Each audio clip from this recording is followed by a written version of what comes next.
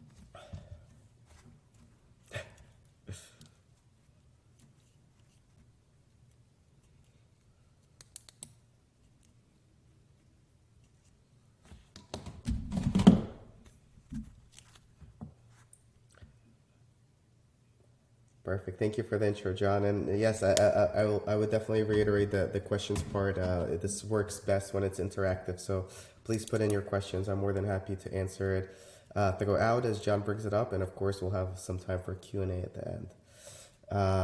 All right. So I apologize in advance. I'm a little sick, so my voice will come and go, but I will do my best to make it through the slides. So yeah, like John said, we're going to be talking about pay-per-click management in 2024, specifically in the automotive space. Generally speaking, all of marketing is changing, especially digital marketing, is changing very rapidly in 2024. Search marketing probably more than ever. So we're going to have some best practices, some things you could do to improve your results. And at the end, I'll do a little preview of what's to come later this year. All right, so this is our agenda for today. Very similar to what I just said. We're going to start off with a little bit about a pulse check on search marketing. We're going to cover some lowest hanging fruit for you guys.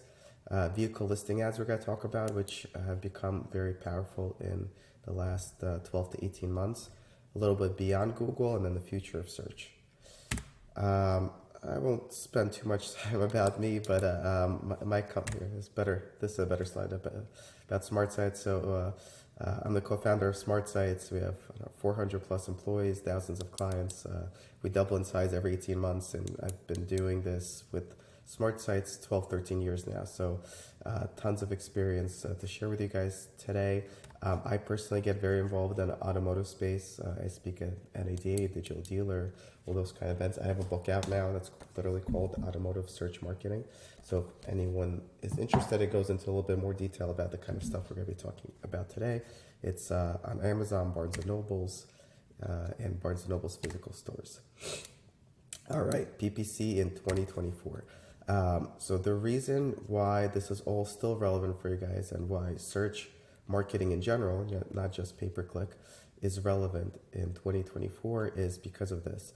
So this is data from Google, obviously. So take it with a grain of salt. But this is very recent data. I believe this is from Q4 of 2023, and the survey they conducted was asking people how they research a car they're going to buy. So obviously, Google search continues to be the number one way people research cars, period, right? Much more so than OEM websites, dealership websites, or everything else in between, right?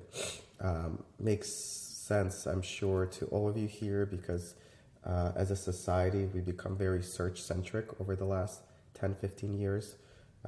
You could even take yourself out of the automotive space as just a regular person. You come home and your pipes leaking in the basement, right? The first thing you gotta do is take out your cell phone. You gotta go on Google search and you gotta look up like plumber near me, right? We've become very, very search centric with everything we do. Obviously, automotive's no exception, and it continues to be the number way people find cars. Sorry, cars and dealerships. This is the consumer journey. I'm sure you guys have seen slides about the consumer journey and micro moments from Google over the last, I think Google started micro moments 5-6 years ago, maybe 7 years ago now. If this looks confusing to you guys, that's the point. The consumer journey has gotten a lot more complicated and confusing than ever. And because of that, it's more important than ever to have a very succinct marketing strategy, very succinct PPC strategy, and to be able to utilize AI to capture the consumers and serve them the right creative at the right time with the right messaging, right? It's almost impossible now to do that kind of stuff without AI and machine learning, and try to do it manually, right? I think the last stat I remember reading was that when someone's buying a car, they usually have 14 touch points with different mediums, websites, and obviously in all different parts of that journey, there's different creative and different messaging you should be showing, and of course landing them in different places on your website and so forth. So obviously PPC continues to be super important, but continues to be getting more complex every year. All right, so next up is the lowest hanging fruit. So the reason I'm going to start off with this is that I think this is going to be the biggest value add to those that are running PPC themselves, or at least are involved in the process. This is going to be really the no-brainer things that you should be doing, and if you're not, that you could do to really improve your results. So number one, we're going to start with value-based bidding. So this slide I've actually been presenting since, I think, before even COVID. I remember presenting it a week before COVID, before we shut down for COVID. But this slide shows the evolution of bidding. So we're going to start all the way on the left side. So the way bidding worked, and not even bidding, I guess we could say, how advertisers really thought about search marketing was position driven. And what I mean by position driven is the customer dealership, let's say, would say, I always want to be number one, right? I always want to come up number one in my geography for Honda dealerships. And that was it, right? That's position driven. So we really cared about being in certain positions and certain geographies. And that's probably the first type of bid strategy. And this is going back, I don't know, 10, 12 years. After that, we evolved into keyword driven, and later on, Google really introduced micro moments. So what keyword driven is it's all about showing up. It's all about showing up for the specific keywords that obviously you group up with specific ad copy and landing in specific places, right? It's now all about having these micro moment targeted campaigns or ad groups where you really you don't just want to come up number one for everything, right? You want to come up, maybe it's super important for you to come up for the low funnel guys, right? Number one, when someone's looking ready to come into a dealership. For the other ones, maybe it's not, and you're going to serve them different creative. So it's all about having different keywords, grouping them, grouping creative, focusing on micro moments. Which micro moment do you want to go after versus tier one, for example. So that was the next iteration in the automotive bidding world. Unfortunately, I think a lot of agencies are still in that bid strategy world, right?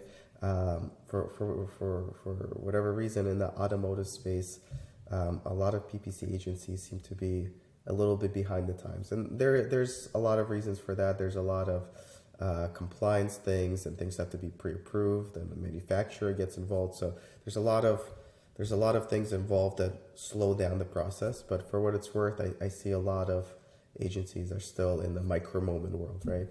The next one in blue, and the reason it's blue is when I presented this 3 years ago, that was the recommended place to be, or I guess where Google thought that at the minimum everyone should be, is outcome driven. So what changed between position driven and keyword driven to get us to outcome driven is now we're started measuring conversions. So instead of just saying I want to be number one or I want to come up for these micro moments, now you actually care about recording and recording your conversions and actually focusing on increasing them, right? So you don't just say, oh, I just want to be number one, I don't care about anything else. That's now the opposite. You could care less what position you're in as long as you're getting conversions, right? And the first step to that, of course, is to make sure you're tracking all your conversions. I usually start at the high level at VDPs. And then all the way down, you come down to forms, phone calls, and store visits, right? So that's the range. But obviously, the first part of doing outcome driven bid strategy is actually setting up all your conversions, measuring all your conversions, and then feeding them into Google. So with this kind of bid strategy, and this is I think where the auto world is finally getting to, but with this kind of bid strategy, once you set all of that up, you could actually use AI and machine learning, and Google's able to use what Google calls auction time bidding. So the way auction time bidding works is that someone goes into Google and searches Honda dealership, or I don't know, Honda Accord lease special. And in those microseconds before the ad loads, Google's able to increase, decrease, change bidding. And let's say it's your ad that they're modifying, right? They know that I just searched for a Honda dealership. They know based on my search history, by all the other signals they have, that they know that by time of day at this day, I'm more likely to convert. They could estimate my gender, age, where I'm located, right? Based on all the signals they're getting, they know that I now have a higher propensity to convert. So they'll increase the bid for that keyword, and your ad will come up higher for that specific person because Google's AI and all the data it has knows that person's more likely to convert, right? So that's become so much more powerful than being focused on always being number one, number two, whatever it is, or micro moments, right? Now you're just focused on conversions, and you could care less if you rank number 2 or number 5 if you're getting as many conversions as you can within your budget, right? That's the biggest benefit to you as a dealer. So that's as of 3 years ago, where Google was kind of pulling everyone to. Yes, yes, yes, yes. Oh, Jesus. Yeah, I apologize. Vehicle description pages. So VDP is the highest I measure. So to take a step back, some companies that measure conversion start at the SRP. SRP is the search result page. So if someone goes to your website and clicks Honda Accord and sees all the Honda Accords, they consider that conversion. For me, it's a little bit too top funnel. So I like VDP. VDP is the vehicle description page. So it's someone who actually went to a specific car. So if someone clicked your ad, saw all your Honda Accords, and selected a specific one and viewed it, we consider that a conversion. Not obviously not a low funnel conversion, but a conversion. Good question. I sometimes get carried away with all the lingo in this space. All right, next up is value driven. So value driven, as an agency, we've been doing, for probably 4 years now. It was in beta in 2020, I want to say. But in any case, that's where everyone should be. And I'll show you a real life example after this. Value driven is very similar to outcome driven, except the biggest difference, and it makes all the difference in the world, is so you have all those conversions. So at the top, you have the VDP, someone just viewed a car. At the bottom, you have phone calls, form submits, and store visits, right? If you think about it, those are not equal. Someone viewing a car and someone coming into your dealerships, to your dealership, are not equal values. One is obviously more valuable to you than the other. If you just set up the conversions and don't set up the values, Google will treat them all equally. So they'll optimize for the VDP just as much as they do for a phone call or form submit or store visit. So the way value driven works is you define values for every single conversion action. So of course, it once again becomes very important to measure all your conversions. If you're not measuring something, it throws off everything, right? So for example, I find that a lot of dealerships don't measure their trade-in form, they don't measure their finance application, or a lot of other forms on your site. So you really want to go through your entire site. You want to make sure you're measuring every single conversion action. Once you have every single conversion action, it's as simple as assigning values to it. So there's 2 ways that the industry approaches this. And I say industry loosely because in the automotive space, most agencies are still not doing value driven because it's just such a heavy lift on the setup. But the 2 ways to approach it is, number 1, you could actually put in the actual value. So if you know the actual value, you know that if someone comes into your dealership, that person is worth $200, right? I'm willing to pay $200 for someone to come into the dealership looking for a car, right? If you have those actual values, that's amazing and that's super powerful, and you set that up that way. You know that a phone call is worth $50, right? If you have the actual, like what you're willing to pay per conversion, you set that up and then you let Google's AI and machine learning do the rest. Google will literally optimize it to be able to get you to that $50 per phone call or whatever you set. Obviously, if you set it too aggressive, if you're like, I want $1 per phone call, right? You're going to get a lot less volume because Google's not going to be able to hit those numbers, and then they'll lower bids, and then you're not going to get the results. But if you're reasonable with those numbers and you have to keep monitoring and adjusting, you could actually optimize your campaigns, and you could be like, listen, I have an unlimited budget as long as I'm at $50 per qualified lead phone call form. You can actually tell Google that and let it do the rest.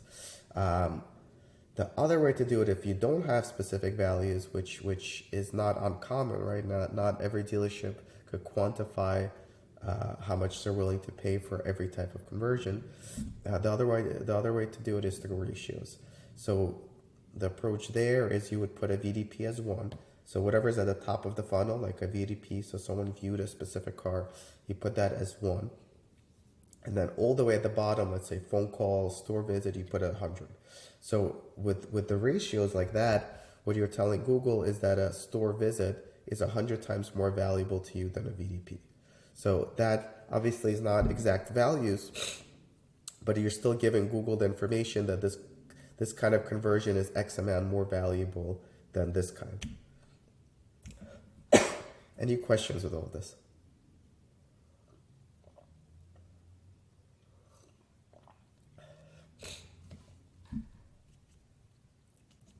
Cool. So this is really, really powerful, and this is an actual example. So we did this pilot for Porsche in 2021. This is when the Porsche Taycan just came out, and it was not selling very well. It was not popular, right? For those that follow Porsche and the Taycan, it was really not popular. Like, they were piling up at the dealers, and it became very popular and was selling above MSRP. And now it's back to being less popular as the whole EV market softens. But this is at the beginning when they were not popular, and we were helping a couple dealerships actually sell them. So what we're looking at here is, I believe this is straight in Analytics or Google AdWords. This is Google Analytics. Straight in Google Analytics, but pulling from Google AdWords. So for this specific dealership, the focus was the Taycan. And before we implemented value-based bidding, they were getting a lot of conversions, but it was like top funnel. Like, people are like, oh, wow, what is this new electric car from Porsche? And they were just looking at it, but weren't actually interested in it. And what wound up happening is Google Ads thought it was doing an amazing job because it was generating a lot of VDP conversions. But in reality, the dealer wasn't selling any. So this was our first pilot for value-based bidding. We set it so forms and phone calls were worth, I think, 1,000 times more than VDPs. And the takeaway here is month over month with a roughly same budget. I think it was the same budget, but there's always variance in budget. So the budget, we spent 3% more. But with the same budget, as you can see on the right side, they got 100% form submits. So without changing anything else, without changing the campaigns, without changing the ads, without changing anything else, just setting up value-based bidding, they were able to get twice more form submits with the same spend. So how did this happen? This happens because Google now knows the conversion action that you're focusing on. With its data, it knows the kind of people that are doing those kind of conversion actions, right? It knows that it's more likely to happen during this time of day by this kind of person, and then it's bidding higher for those people to generate the conversion actions. Yes.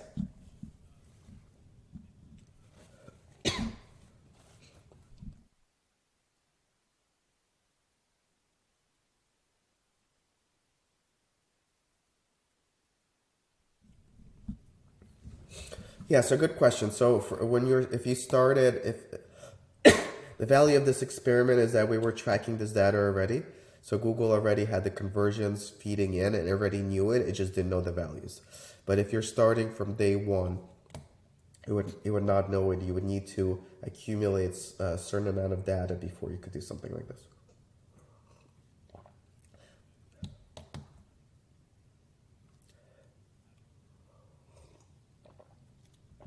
Yeah, no worries, no worries. I know a lot of people signed up for it, so I didn't want to leave them hanging. All right. Yeah, so that was a good question. So Google's primary AI look back at Windows 30 days. It goes back to data more backwards than that, but that's the core window. So even if you don't turn on value-based bidding, even if you are still doing micro moments or whatever it is, setting up the actual conversions and conversion values as soon as possible is going to be super beneficial. Because once you have the data in your account, then you could switch to value-based bidding or conversion-based bidding at any point. And again, it's not just setting it up and having the data flow through. You have to change your bid strategy. So once you set it up, for example, you set up your conversions, you want to do value-based bidding. Set up your conversions, you set up your values, right? And then you would, as a bid strategy, you would say maximize conversion value. So Google's now maximizing the most valuable conversions, if that makes sense. Cool. All right. The next two are a little bit more, I don't want to say simple, but easier to implement. And this is a slide I've been presenting for years. Google has extensions. I like to explain it almost like a billboard. So by implementing all of the extensions, you get a bigger ad, bigger ad without actually paying more money for it, right? You don't pay per line item in the ad, you just pay per click. So on the right side is an example I've been using probably for 6 years now. There's no, there obviously is a difference. So the Geico ad has a lot more extensions turned on. To be fair, Google is more likely to show extensions when you rank number one. But with that aside, in this example, obviously Geico has a lot more of the extensions enabled. The ad is bigger, more attractive. And if the ads were reversed, let's say, if Geico was in third place and Progressive was in first, I would wager that Geico would still get just as many clicks being in third place as Progressive would be in first place. So on the left side are all the different extensions you could set up on your campaigns, and I encourage everyone to set up literally every single one that applies to you. Google won't always show all of them, but they'll show the ones that are most relevant. And the more you set up, obviously, the bigger space the ad takes up. Any questions with extensions? All right, one more extension one. This is also a standard extension now, but before it was a beta. So the takeaway from here is that on top of all these extensions that we see over here, Google also has a lot of beta and alpha, pre-betas. They have a whole lot of stuff that they're always piloting. So it's always important to work with your agency and ask them the question of what are the current betas or things that can roll into test. So this was an image extension that we were enrolled for the beta. This was years ago now, 3 years ago maybe. But this is now an extension available to everyone. Everyone should be using it. This lets you include an image with your ad. So when you look on the right side, on the bottom, Mercedes-Benz of Huntington, that was an ad we set up for them. And you could see the picture of the actual GLS. So someone searches for a GLS, and they actually see an image of GLS. So this in this example on the right, the dealership we did this for, their click-through rate was actually higher than the ad above it, which was from Mercedes-Benz USA. Not only that, but because you have a higher click-through rate, your quality score is higher and you actually pay less per click. All right, audiences. Yes, perfect.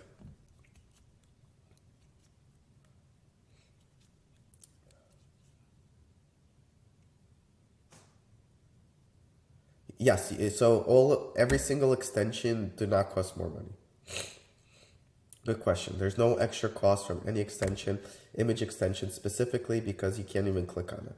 So there's absolutely no extra cost, but if anything, it'll bring your cost down, because by making your ad more attractive and increasing your click-through rate, your quality score goes up and Google charges you less per click. So if anything, it actually decreases your cost per click. Yes.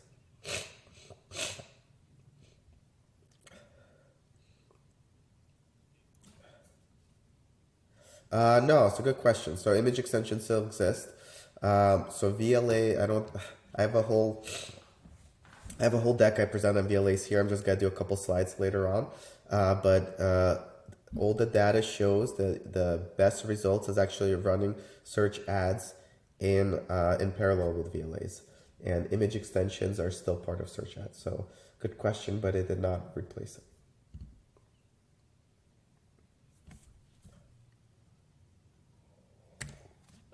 Perfect. All right. Custom audiences. So this is a very, very, very, very old slide. So this is what custom audiences were, I don't know, 6, 7, 8 years ago, probably. For those that don't know, you'd be able to target audiences on Google. So Google came out with their display network on audiences and all of this to kind of compete with what Facebook allows you to do. At the same time, I know Facebook has rolled back a lot of their audience targeting, and now we have a lot of third-party data issues and cookies going away. But in general, this is how audiences existed a while ago. The initial thing is on the left side. You could target someone in market for a BMW, Lexus, Audi. You could actually continue to do that to this day. The more powerful way to do it is on the right side, where you actually target people by the specific car they're looking for. You could target it by age. There's a lot of other ways that you could target it. So this was innovative many, many years ago when I started presenting it.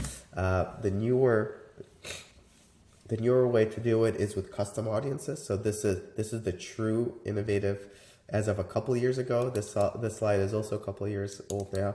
But Google allows you to upload your own audiences into Google Ads and then target those people. So that gives you a lot of different cool things to do, and that's actually not impacted by cookies going away, and it's not third-party data because it's literally your 1P data, first-party data. So you could upload, for example, quickly go through example of how we did it for Audi dealership. We uploaded their list of everyone who has a lease from the dealership that ends within the next, I think it was 3 to 12 months, maybe 3 to 9 months. And then we served them display ads all over the internet that said, come back and get a new lease with us. We'll even do a lease pull ahead, right? We'll waive a couple payments.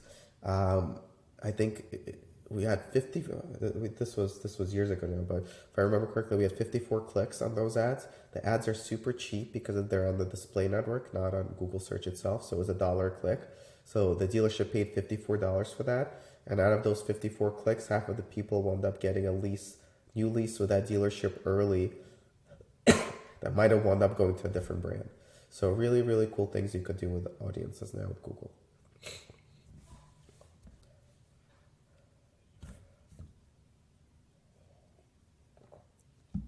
Yeah, good question. So yeah, there's a couple of variables that they require. I think it's first name, last name, email, country, obviously USA. I think maybe even phone number. But they do most of the matching based on the email. I have a slide, I think 2 slides down, with a little bit more detail on that. Hold on, I think this is it. Yeah, this is the slide for it. Google attempts to match each customer record with its corresponding Google account. So it'll match you to the data they have on you. And this is first-party data, it's privacy protected, so this is not impacted by all the third-party cookie stuff that's going on.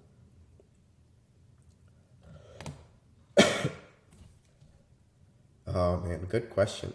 I believe so. If whoever asked that question, if they want to email me later, I could follow up with Google to check. But I believe you could also do it in Canada because I know we're doing it in Europe.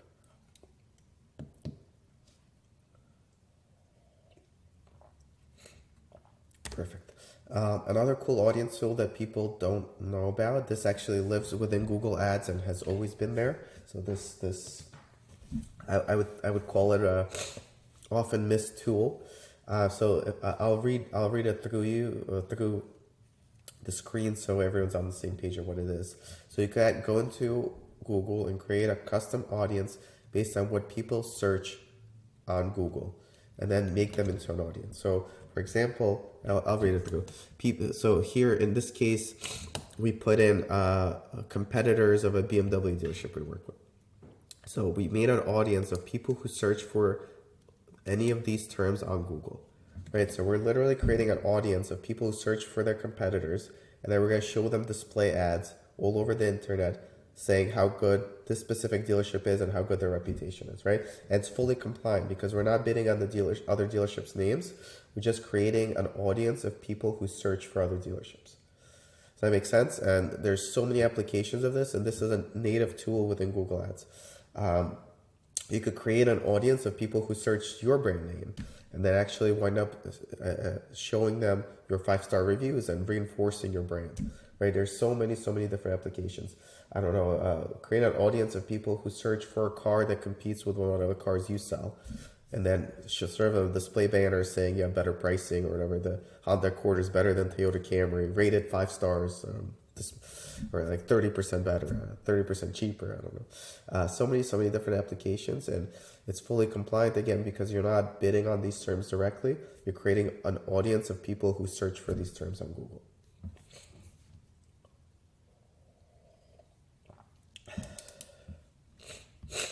So powerful, and no one ever uses this. Every time I present this, they're like, holy shit, we could do something like this. So it's actually within Google Ads itself, and it lets you build it out all by yourself. You don't need to like upload anything or do anything complex. Any questions with this? All right, VLAs. So that was a question that was just mentioned. So VLAs are vehicle listing ads. So this is what VLAs are. So this is from a deck. I did a whole roadshow on VLAs in I think 2022, I want to say, when it just came out. So vehicle listing ads are super powerful because, as you see in this image, it shows you the car itself. It shows you the price of the car. It shows you the mileage, and it shows you where they are, where it's located. Obviously, the person sees the image of the car before even clicking.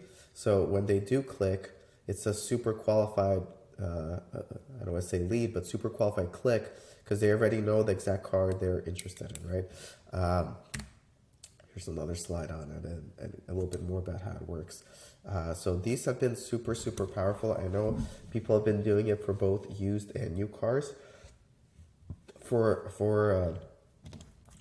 the ones we're running for our clients, used cars continues to do much better than new cars.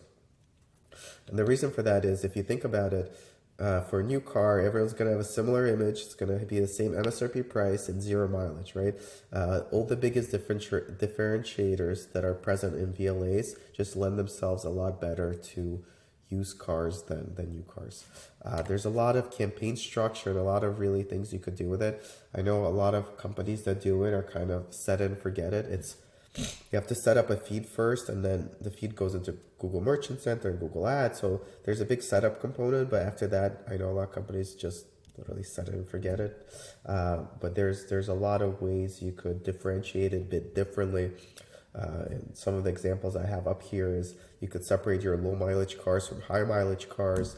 You could go after best sellers. There's different ways you could segment your inventory and then set different budgets for different parts of the inventory.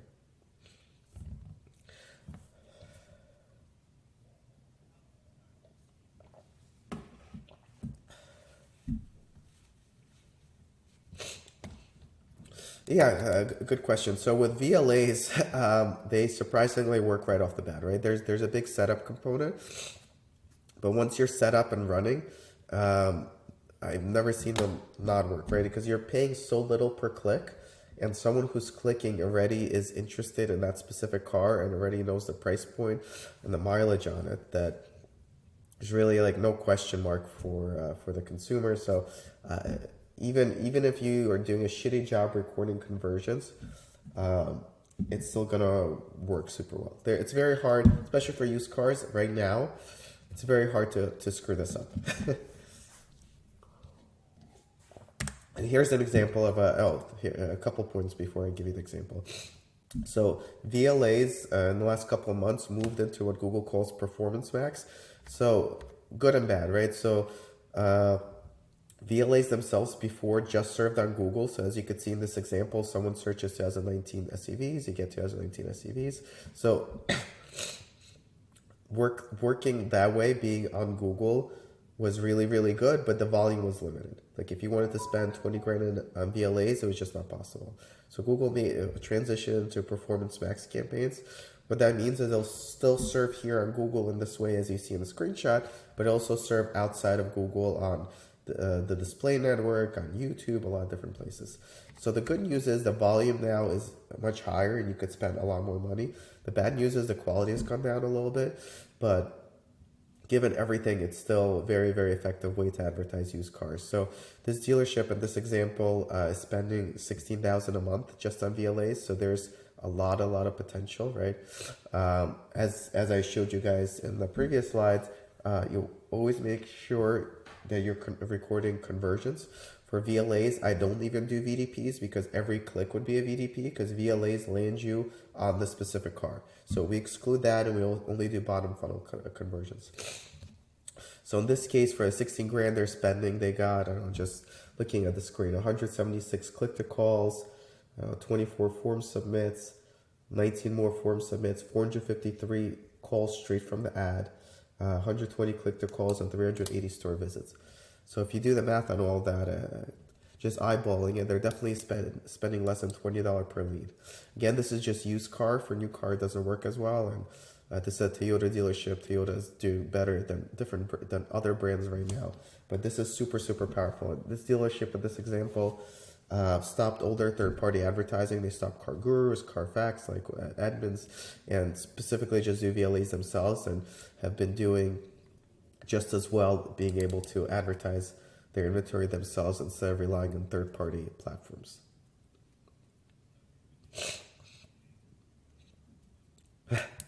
Yeah, good question. So the before VLAs went to PMax, I would always say to just do 2,000 to 2,500 unless you have like hundreds of cars. If you have like 50 to 200 cars, I would do a couple grand, like 2,500, 3,500, right? But now that's at Performance Max, the volume is much, much higher. So you could technically do a lot more. As a starting budget, I would still start at like 3-4 grand. And in most cases, I would still do search ads on top of that. I don't have the deck on it. If whoever wants it, can email me later. I'll send the full deck I do on VLAs. But all the data shows that it does better if you're running search ads in parallel. But yeah, even though the upside is very high, anything like outside of 3 grand, it just spends more and more outside of Google, which the traffic isn't as good. Obviously, in this case, they're spending a fortune and getting really, really good results. But I would be cautious and slowly increase your spend, not just like start off with like 15 grand. All right, any more questions, or that was it? Cool. All right, beyond Google. So obviously Google is the big gorilla in the room, right? And continues to be super popular because it continues to generate really, really good results. So I wouldn't say, oh, let's try something new, let's stop Google, right? I would still make sure you're doing organic SEO on Google and paid ads on Google. But outside of Google, the biggest thing that I've seen in the last 12 months is obviously Microsoft. Microsoft has made huge inroads on every single way they possibly could. Their partnership with ChatGPT has been super, super powerful. This is a headline from actually almost a year ago. But Microsoft Bing tops 100 million users with ChatGPT integration. They had a beta opt-in to be able to use ChatGPT on Microsoft Edge browser, and the sign up for the beta exceeded 1 million people. When's the last time anyone remembers 1 million people signing up for a beta product from Microsoft, right? I think the last time there was anything like that is when Windows 95 came out and Steve Ballmer was like on stage dancing. If you guys, for those that don't know what I'm talking about, search it on YouTube. You'll find a very funny video. But yeah, they're making huge inroads. Their PC market share continues to grow. So obviously they don't have a big presence on mobile. They don't have a big presence on Macs, but specifically PC market share is very high and continues to grow. These are also a couple new things that they've done. I'll go from left to right. DuckDuckGo, for those who have heard of DuckDuckGo, it's a privacy search engine. You can buy ads directly on DuckDuckGo. They're powered by Microsoft Ads. So if you want to have you want to have your ads on DuckDuckGo. If you do Microsoft Ads, it'll natively do that. The middle screenshot is Microsoft's rolling out a lot of integrations into Windows itself, so there'll be a lot more opportunities for people to land on Microsoft MSN pages, which are powered by Microsoft Ads. And on the right side is LinkedIn. For those that don't know, Microsoft bought LinkedIn. They're now integrating into Microsoft Ads, so you can now actually target LinkedIn audiences through Microsoft Ads for a lot cheaper than you could with LinkedIn directly. Microsoft Ads actually also invented VLAs. Most people don't know it, but Microsoft Auto Inventory Ads have been around for 5-6 years now, way before Google's VLAs. So that's also out there. Obviously, it's much lower volume, but it's a similar product to VLAs. Any questions here?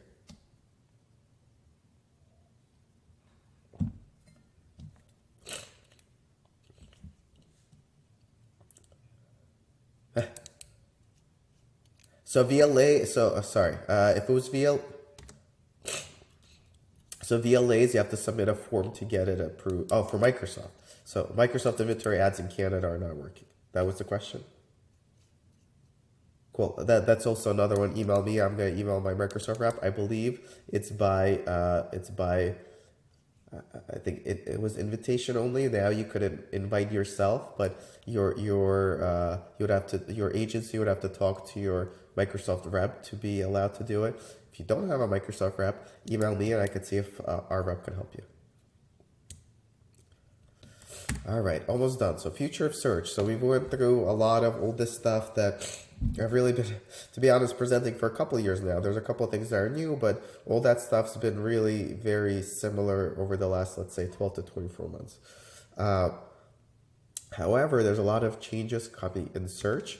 So this is, for those that have not heard, this is Google's Generative Search Experience. They previewed this themselves. I did not make the screenshot. They provided the screenshot. This was, I think, from 9 months ago. But this is what they're showing that search results will look like in the future. So a lot of the results are AI generated. So if you look at the screenshot and think about it for a little bit, where are the organic results? Where are the paid ads, right? You don't really see any of that. So not to scare anyone, Google's not going to go do away with either of them. Google as a company makes 99% of their profits from Google Ads, right? Google Ads is not going anywhere, but there is going to be a lot of change coming, right? They'll find a way to have ads in here. But this is what they see as the future of search results. I think mostly stay tuned. I think there will be a lot of change coming in the next 6 months. And I'm sure it's not going to look like this, but it might look similar. For Microsoft's point, if you opt into Windows Beta, which actually is very easy to do, if you go to your start menu, go to settings, update settings, and then you go subscribe into the beta updates, Copilot's now built into Windows. So you could actually interact with Copilot, which is powered by ChatGPT in Windows itself. And guess what? You could use it to research cars, car dealerships. So in this example, I wrote, what luxury sedan should I get, right? And ChatGPT answered it for me. So there's a lot of information that we've grown to get from Google search or Bing search or search, let's say search in general, over the last couple of years. That's slowly going to move over to generative AI. And some are saying it's going to be a lot quicker. I think it's going to be a slower transition. But nonetheless, within the next couple of years, we're all going to be using generative AI in one way or another. And you just want to be cognizant of all the stuff going on and obviously be ready to pivot your marketing strategy and your advertising strategy as all these new opportunities become available.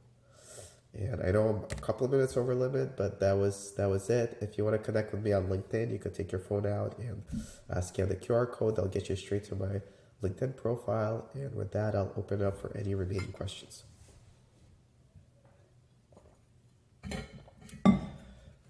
Yes, thank you.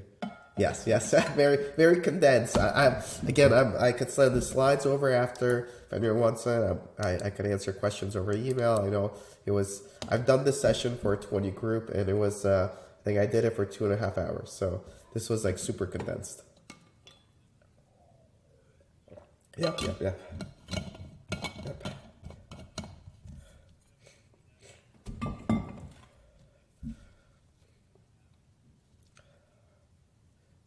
Yep.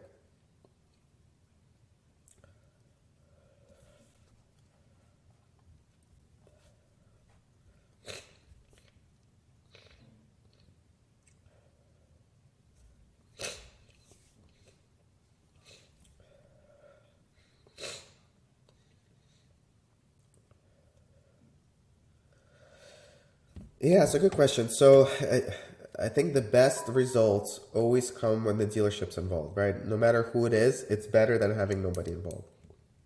Because there's so much that gets lost, or I guess the advertising agency just doesn't have visibility to of what's going on the ground floor.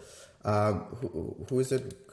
What are our best case scenarios? I don't know. We have a couple of GMs that are very involved and understand advertising, Google ads, and things like that. That's always super helpful. We have some bigger groups that actually have marketing managers involved. We have a group where they hired, like, it's almost like an intern, right? But she still is able to provide us guidance because she knows that, oh, next month we're doing this kind of promotion, or we're doing this in-store special we're doing, and let's set up remarketing for, like, there's at least some kind of two-way conversation. So I would say anyone is certainly better than no one. GM is good, but I know GMs usually have so much on their plate that's hard for them to get involved in this. But I would still encourage every single GM, GSM to really understand the advertising that's being done on your behalf and be able to provide feedback to make it better. And of course, if there's the resources to have a dedicated marketing manager or marketing person involved, that also works very well.